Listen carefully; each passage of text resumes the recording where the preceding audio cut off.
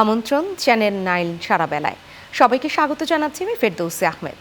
সংসদ নির্বাচন ও জুলাই জাতীয় সনদ বাস্তবায়নে গণভোটের বিষয়ে সারা দেশে প্রচারণার লক্ষ্যে যাত্রা শুরু করেছে 10টি ভোটের গাড়ি সুপার ক্যারাভান।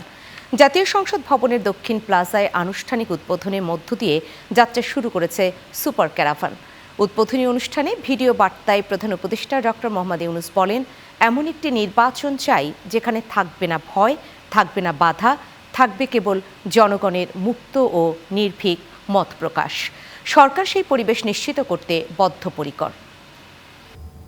সামনে আমাদের জাতীয় সংসদ নির্বাচন এবং জুলাই জাতীয় সনদ বাস্তবায়নের উপর গণভোট, এই লক্ষ্যকে সামনে রেখে যাত্রা শুরু করছে 10টি ভোটের গাড়ি সুপার ক্যারাভান। এইসব গাড়ি দেশের 64টি জেলা এবং 300টি উপজেলায় ঘুরে বেড়াবে। তারা মানুষের দুয়ারে দুয়ারে গিয়ে নির্বাচন ও গণভোট সম্পর্কে তথ্য পৌঁছে দেবে, ভোটাধিকার সম্পর্কে সচেতনতা তৈরি করবে এবং গণতন্ত্রের বার্তা ছড়িয়ে দেবে। হাদির হত্যাকারী দেশে নাকি দেশের বাইরে সে তথ্য নেই বলে জানিয়েছেন স্বরাষ্ট্র উপদেষ্টা জাহাঙ্গীর আলম চৌধুরী। সচিবালয়ে সাংবাদিকদের তিনি আরও বলেন, হাদি হত্যাকাণ্ডের তদন্তে যথেষ্ট অগ্রগতি হয়েছে। মূল হোতা ফয়সালকে গ্রেপ্তারে আইনশৃঙ্খলা বাহিনী আপ্রাণ চেষ্টা করছে।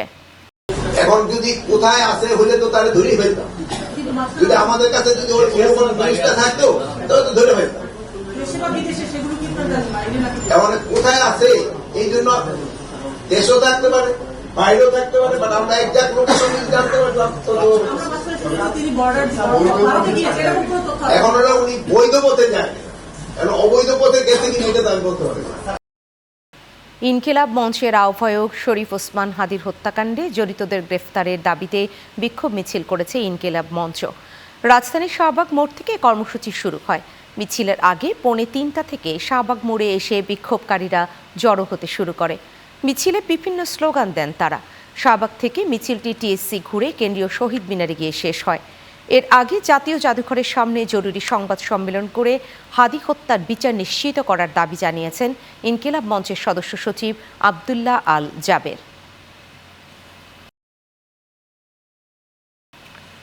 বিএনপির মহাসচিব মির্জা ফখরুল ইসলাম আলমগীর বলেছেন, প্রথম আলো ও ডেইলি স্টারের উপর হামলায় গণতন্ত্রের উপর আঘাত এসেছে। তাই গণতন্ত্রী সব মানুষকে ঐক্যবদ্ধ হয়ে এই অপশক্তিকে রুখে দিতে হবে। রাজধানী প্যান প্যাসিফিক সোনারগাঁওয়ে প্রথম আলো ও ডেইলি স্টার কার্যালয়ে হামলা ও আগুন দেয়া সহ সম্পাদক পরিষদের সভাপতি নুরুল কবিরকে হেনস্থা করার প্রতিবাদে মব ভায়োলেন্সে আক্রান্ত বাংলাদেশ শীর্ষক যৌথ প্রতিবাদ সভায় সংহতি জানাতে এসে তিনি এই কথা বলেন। এই প্রতিবাদ সভায় বিভিন্ন রাজনৈতিক দলের নেতা, পেশাজীবী সংগঠন, ব্যবসায়ী সংগঠন, সাংবাদিক সংগঠন ও নাগরিক সমাজের প্রতিনিধি সহ নানা শ্রেণী পেশার মানুষ সংহতি জানাতে উপস্থিত হন। প্রতিবাদ সভা শেষে প্যান প্যাসিফিক সোনারগাঁওয়ের পাশের রাস্তায় দাঁড়িয়ে মানববন্ধন করেন তারা। পরিষ্কার, এখানে খুব কথা বলার কিছু নেই। আজকে ডেইলি স্টার নয়, প্রথম আলো নয়, আজকে গণতন্ত্রের উপর আঘাত এসেছে। আমার স্বাধীনভাবে চিন্তা করার যে অধিকার, আমার কথা বলার যে অধিকার, তারপর আবার আঘাত এসেছে। জুলাই যুদ্ধের উপর আঘাত এসেছে, কারণ জুলাই যুদ্ধ ছিল এই দেশের মানুষের অধিকার প্রতিষ্ঠার যুদ্ধ। আজকে সেই জায়গায় আঘাত এসেছে। দুটি জাতীয় দৈনিকের কার্যালয়ে হামলার ঘটনায় এ পর্যন্ত 17 জনকে গ্রেফতার করা হয়েছে বলে জানিয়েছেন অতিরিক্ত পুলিশ কমিশনার মোহাম্মদ নজরুল ইসলাম। সকালে রাজধানীর মিন্টো রোডে ডিএমপির মিডিয়া সেন্টারে ব্রিফিংয়ে একথা জানান তিনি। Dhaka metropolitan police, DB, CTTC এবং অন্যান্য গোয়েন্দা সংস্থাগুলো ভিডিও ফুটেজ দেখে এই দুষ্কৃতিকারীদেরকে চিহ্নিত করার চেষ্টা করেছে এবং আমরা গ্রেফতারের প্রচেষ্টাও অব্যাহত রেখেছি। এখন পর্যন্ত থানা পুলিশ কর্তৃক 13 জন এবং সিটিটিসি কর্তৃক 3 জন, ডিবি কর্তৃক 1 জন, মোট 17 জনকে গ্রেফতার করতে আমরা সক্ষম হয়েছি। ওসমান হাদির ঘটনায় জনমনে একটু ভয় ঢুকেছে, তবে নির্বাচনী পরিবেশ পরিপূর্ণভাবে বজায় রয়েছে বলে দাবি করেছেন সিইসি এএম নাসির উদ্দিন। দুপুরে রাজধানীর তেজগাঁও মেইল প্রসেসিং সেন্টারে আসন্ন নির্বাচনে প্রবাসী ভোটিং কার্যক্রম পরিদর্শন শেষে এমন মন্তব্য করেন তিনি। ইলেকশন চায়, সবাই দেশের মঙ্গল চায়, ভোটাররাও চায়।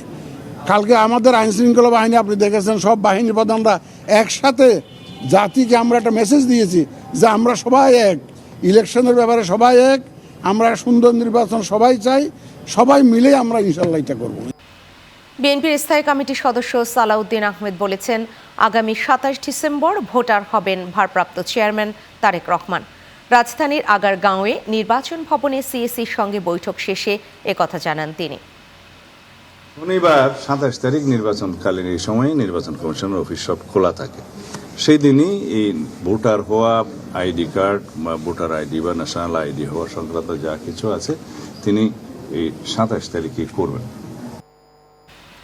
খুলনা মহানগরীর সোনাডাঙ্গায় দুর্বৃত্তদের গুলিতে এনসিপির কেন্দ্রীয় নেতা ও জাতীয় শ্রমিক শক্তি সংগঠক মোতালিব শিকদার গুরুতর আহত হয়েছেন। সকালে সোনাডাঙ্গা আবাসিক এলাকার গাজী মেডিকেল কলেজ সংলগ্ন এলাকায় এই হামলার ঘটনা ঘটে। স্থানীয় সূত্রে জানা গেছে, মোতালিব শিকদার সোনাডাঙ্গা আবাসিক এলাকা দিয়ে যাচ্ছিলেন। এ সময় ওঁত পেতে থাকা দুর্বৃত্তরা তাকে লক্ষ্য করে গুলি করে পালিয়ে যায়। গুলির শব্দে এলাকায় আতঙ্ক ছড়িয়ে পড়ে এবং পথচারীরা উদ্ধার করে দ্রুত তাকে হাসপাতালে নিয়ে যায়। তার শারীরিক অবস্থা পর্যবেক্ষণে রেখেছেন চিকিৎসকরা। বিএনপি চেয়ারপারসন ও সাবেক প্রধানমন্ত্রী বেগম খালেদা জিয়ার আশু রোগ মুক্তি ও সুস্থতা কামনায় নওগাঁয় সনাতন ধর্মাবলম্বীদের নিয়ে বিশেষ প্রার্থনা অনুষ্ঠিত হয়েছে। দুপুরে সদর উপজেলার শৈলগাছি ইউনিয়নের রাম রায়পুর কৃষ্ণ মন্দিরে এ প্রার্থনার আয়োজন করে শৈলগাছি ইউনিয়ন সনাতন ধর্মাবলম্বী সম্প্রদায়। অনুষ্ঠানে প্রধান অতিথি ছিলেন জাতীয় সংসদ নির্বাচনে নওগাঁ ৫ আসনের ধানের শীষে প্রার্থী জাহিদুল ইসলাম। প্রার্থনা সভায় সভাপতিত্ব করেন বিশিষ্ট সমাজসেবক রঘুনাথ দাস।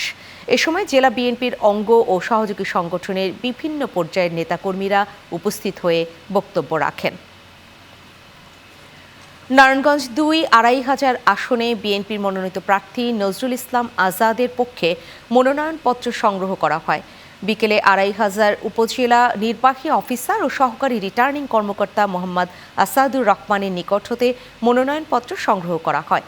এ সময় উপজেলা বিএনপির সভাপতি ইউসুফ আলী ভূঁইয়া, জেলা বিএনপির আহ্বায়ক কমিটির সদস্য লুৎফুর রহমান, মাহমুদ উল্লাহ লিটন, পৌর বিএনপির সাধারণ সম্পাদক ও বিআরডিবির চেয়ারম্যান সালাউদ্দিন ডালিম, উপজেলা ছাত্রদলের সাবেক সদস্য সচিব মোবারক হোসেন, ছাত্রদল নেতা রফিকুল ইসলাম রফিক ও নবী হোসেন সহ নেতাকর্মীরা উপস্থিত ছিলেন। কুমিল্লা সিটি কর্পোরেশনের উদ্যোগে অবৈধ নির্বাচনী পোস্টার ও ব্যানার অপসারণ কার্যক্রম চলমান রয়েছে। সকাল থেকে নবম দিনের মতো এই অভিযান পরিচালিত হচ্ছে। নগরীর নজরুল অ্যাভিনিউ, রানীর বাজার, ধর্মপুর চৌমুহনী সহ কুমিল্লা কেন্দ্রীয় রেল স্টেশন পর্যন্ত বিভিন্ন গুরুত্বপূর্ণ সড়ক ও এলাকা জুড়ে পোস্টার ব্যানার অপসারণে কাজ করছে সিটি কর্পোরেশনের কর্মীরা। নগরী পরিচ্ছন্ন ও আচরণবিধি বাস্তবায়নে সিটি কর্পোরেশন এই অভিযান জোরদার করেছে বলে জানান সংশ্লিষ্ট কর্মকর্তারা। বগুড়ায় টিকে গ্রুপের উদ্যোগে হিফজুল কুরআন প্রতিযোগিতা অনুষ্ঠিত হয়েছে। এতে রাজশাহী ও রংপুর বিভাগের বিভিন্ন মাদ্রাসার হিফজ বিভাগের শিক্ষার্থীরা অংশগ্রহণ করেন। এর মধ্য দিয়ে শিক্ষার্থীদের মেধা মননের বিকাশ আরও গভীর হবে বলে জানান আয়োজকরা। আরও থাকছে ডেস্ক রিপোর্টে। পবিত্র কুরআনের হাফেজদের কণ্ঠে ধ্বনিত হচ্ছে আল্লাহর বাণী। বগুড়ায় টিকে গ্রুপের উদ্যোগে অনুষ্ঠিত হয়েছে হিফজুল কুরআন প্রতিযোগিতা পুষ্টি ভার্সেস অফ লাইট 2026 কণ্ঠে ছত্রাক পবিত্র বাণী সিজন 2। সকাল 9টা থেকে বিকেল 4টা পর্যন্ত চলা আয়োজনে প্রতিযোগীরা অত্যন্ত সুশৃঙ্খল ও মনোমুগ্ধকরভাবে কুরআন হিফজের দক্ষতা প্রদর্শন করেন। অনুষ্ঠানে প্রধান বিচারক হিসেবে উপস্থিত ছিলেন মুফতি আবুল হাজ্জাজ জোকায়ের।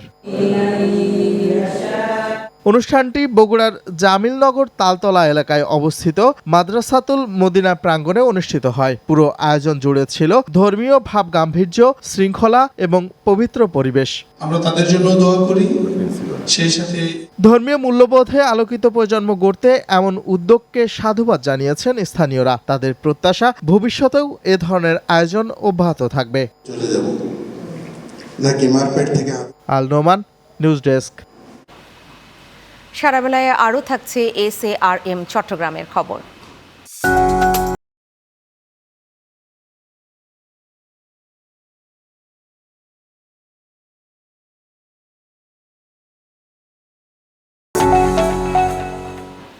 দেশে হামলা, সহিংসতা, অস্থিরতার পেছনে যারা নির্বাচন চায় না তাদের হাত রয়েছে বলে মন্তব্য করেছেন বিএনপির স্থায়ী কমিটির সদস্য আমির খসরু মাহমুদ চৌধুরী। চট্টগ্রামের একটি হোটেলে বিভাগীয় ব্যবসায়ী ফোরামের উদ্যোগে বাণিজ্য সংলাপ শেষে গণমাধ্যমে তিনি একথা বলেন।